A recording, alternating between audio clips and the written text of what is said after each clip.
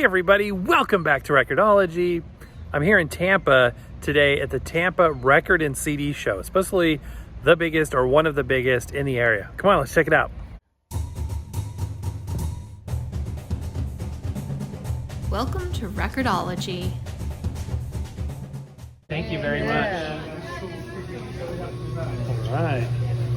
I was very excited to check out this record show because I have not been to one in a long time. In fact, this is only the second one I had ever been to, and it was a blast. It was definitely bigger than the other one. It was less crowded, less hectic, less stressful.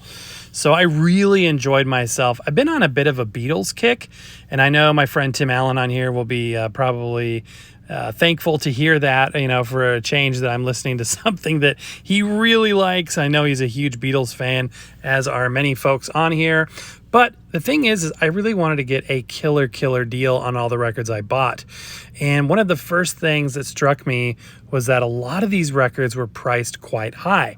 Now, I'm not saying that they're not worth it, but I'm not in the market today for a $50, $60, $100 record. And a lot of what I was seeing initially was in that price range.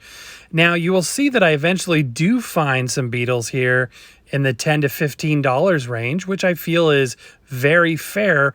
But then it occurs to me that there are so many Beatles albums. Where do I start? So I feel a bit overwhelmed. Now, keep in mind, I have that number ones CD, sort of a greatest hits, and it has everything I love on there. I really wish there was some sort of greatest hits on vinyl that I could pick up.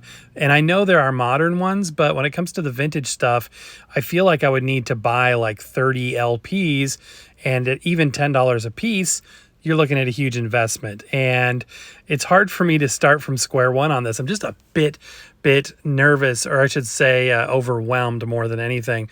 But it was super cool to see. And again, I think $10 a piece for these looks to be fair. I did not check out the quality of the actual pressing, which I would do if I was serious about it.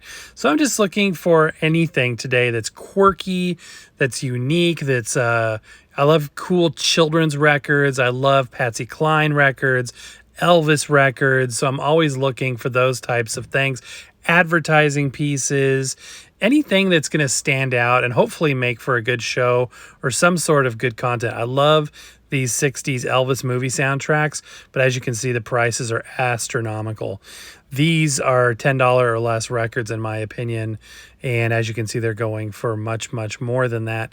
So you got to be wise. I mean, just the fact that it's a record show doesn't mean that everything is a good deal. You have to go in there with a fair amount of discipline. By the way, Paradise Hawaiian Style is the other Hawaii movie that he made, and aside from just Blue Hawaii that everybody else knows. It's a great soundtrack, by the way. Flaming Star, another great one. I've got that.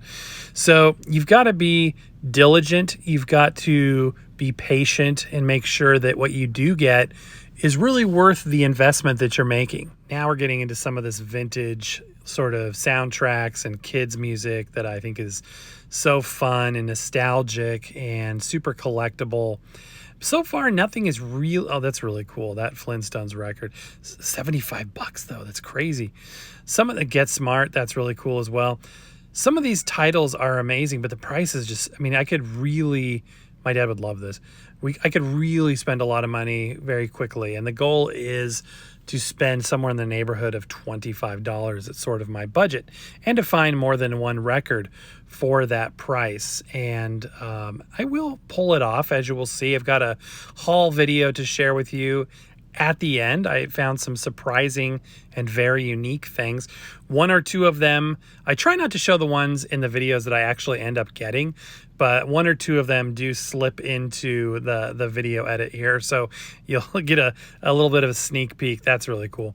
You'll get a little bit of a sneak peek as to what I did come home with, but then we'll show it all at the end. Some of the dealers had little record players, a little Victrola player, lots of, people there, but it was a good family-friendly environment. People of all ages united in their love for vinyl records. It's a very family-friendly atmosphere, which is fantastic. These vintage 50s picture discs, they're backed on cardboard, look very interesting. And for $5 each, that I think is a good deal. that is nearly a steal. So these are the kind of deals that I'm looking for. Advertising pieces like this, very fancy, very cool, very unique. Check out this 80s boombox record player. That's amazing. I love that. And a Beatles promo record.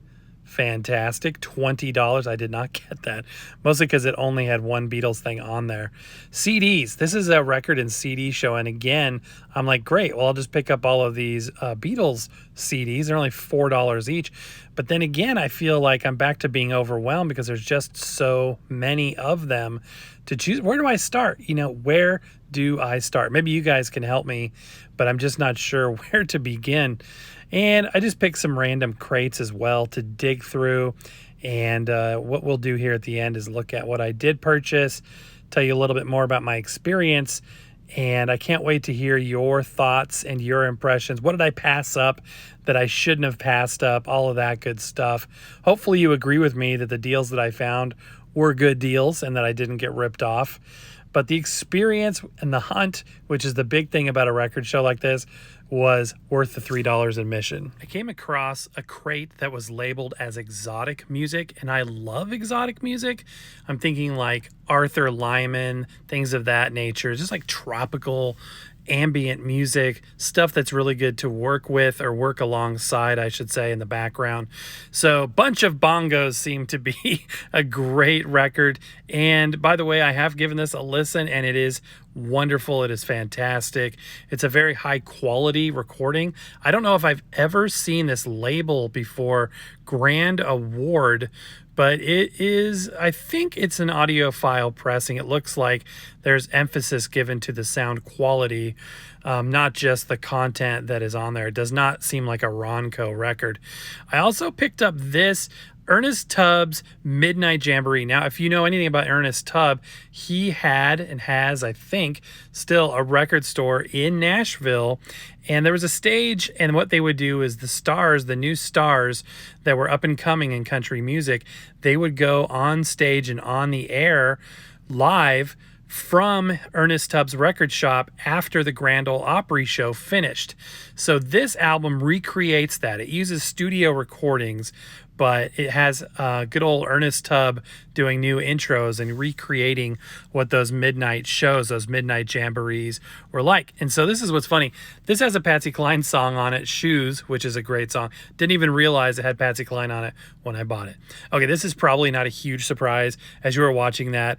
This one did slip in and in the video edit, but I had to pick this up. The art is very, very similar to probably my all-time favorite Christmas book, The Night Before Christmas, a specific version that was, I think, sold by Sears right around 1960.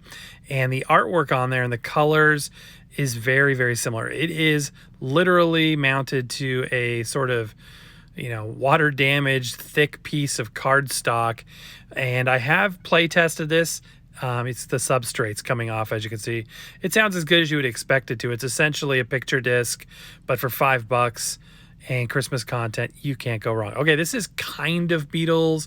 This is John Lennon, and on the other side, Yoko Ono. I love this pressing. Look at this marbled green record. It has one of the thickest hubs I have ever seen on any 45, and I just couldn't go wrong. For $5, this was a fantastic one. Plus, I love this record label. I think it looks really cool how it's the inside of the apple on one side and the outside on the other. This is a stereo 45, somewhat more rare. All right, guys, so that was a really, really cool show. Definitely a calmer, more chill vibe than the one we did before, bigger, and it was a lot of fun. Found some goodies, and which is always a blast, and friendly people. $3 door charge. It was at the American Legion post, as you can see up there, and it's a warm day. So time to get back in the car, head back to Orlando with some air conditioning. Hope you guys enjoyed this. Happy record hunting. We'll see you next time.